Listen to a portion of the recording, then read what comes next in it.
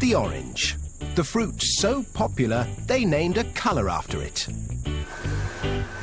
America glugs through 2.5 billion litres of the sweet juice every year, and most of it comes from Florida, where they harvest and squeeze over 30 billion oranges a year to keep the juice flowing.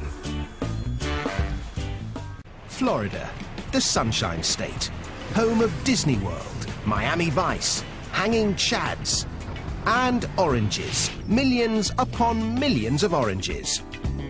In fact, orange trees outnumber people 3 to 1 in Florida, and they produce over 6 million tons of citrus fruit every year. And almost all of it ends up as breakfast orange juice.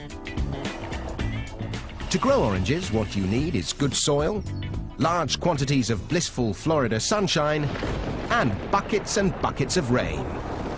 They don't like to advertise it, but the Sunshine State is also the soggy state. Parts of Florida are among the wettest places in the US, with up to 180 centimetres of rain a year. Not so good if you came here for a beach holiday, but great for farmers like Tom Kirshner. This is what adds up to giving us a good environment to grow citrus, adequate rainfall to produce large crops with lots of juice in them. Thanks to the sizzling sunshine and dismal downpour, Tom's able to grow 5 different varieties of oranges here. They do this because each variety ripens at different times of year, which means you can enjoy OJ all year round. But how do they know when an orange grove is ripe for harvesting? To guarantee that the juice will be liquid sunshine, the sugar-to-water content is analysed, yielding a measure known as the Brix.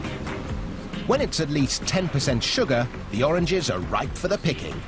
But there's no substitute for the taste test. Can't beat that. Ready to make orange juice.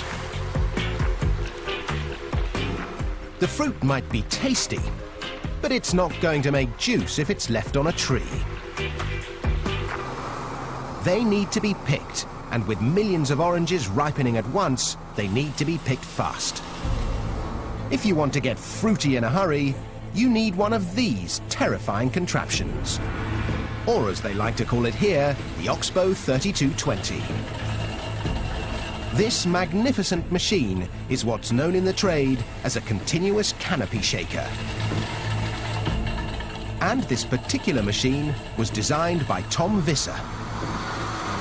It engages the foliage of the tree and shakes it to and fro, and the shake is violent enough to sever the fruit stem, and then the fruit falls and gets intercepted. The Oxbow can harvest an incredible 2 tons of oranges every minute. This performance comes at a price. A pair of these mechanical orange pickers will set you back $1 million.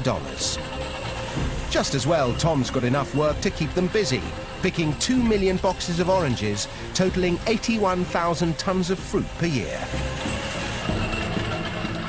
Once the oranges have been picked, the race is on to make sure your breakfast OJ tastes as fresh as can be.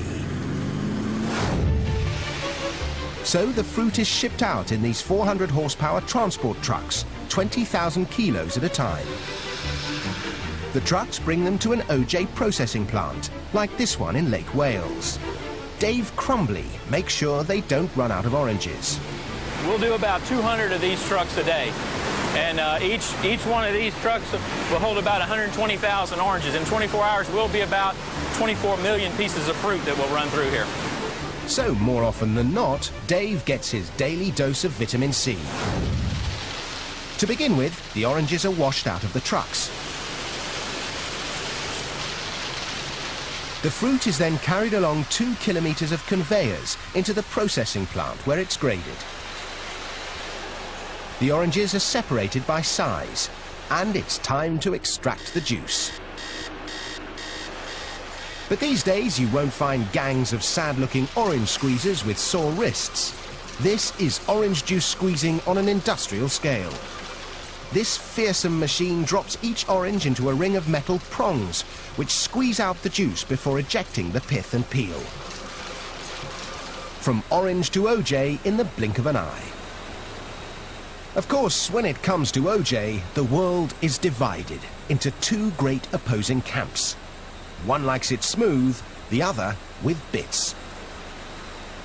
So a load of the pulp that has been carefully screened is added back into the juice to create the wholesome, authentic OJ with all the good stuff still in it.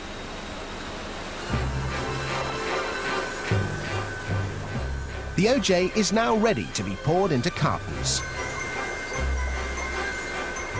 It takes 24 oranges to make enough juice to fill each 1.89-litre carton. But quantity counts for nothing unless the quality's good enough to keep orange juice the world's favourite breakfast tipple. There are palates that can tell a Beaujolais from a Burgundy in an instant. And noses that can whiff a Chanel No. 19 from 100 paces. Well, these guys do the same for OJ. An expert OJ taster can spot minute variations in taste, composition and acidity. Doesn't have a very much oily feeling either, does it? There are 11 different measures of quality. Only when a batch of OJ ticks every box is it fit to be shipped. All that effort means this factory alone turns 3 billion oranges into over 250 million litres of juice every year, which makes delicious fresh OJ a luxury we can all enjoy. I love oranges. I love orange juice. Nothing any better.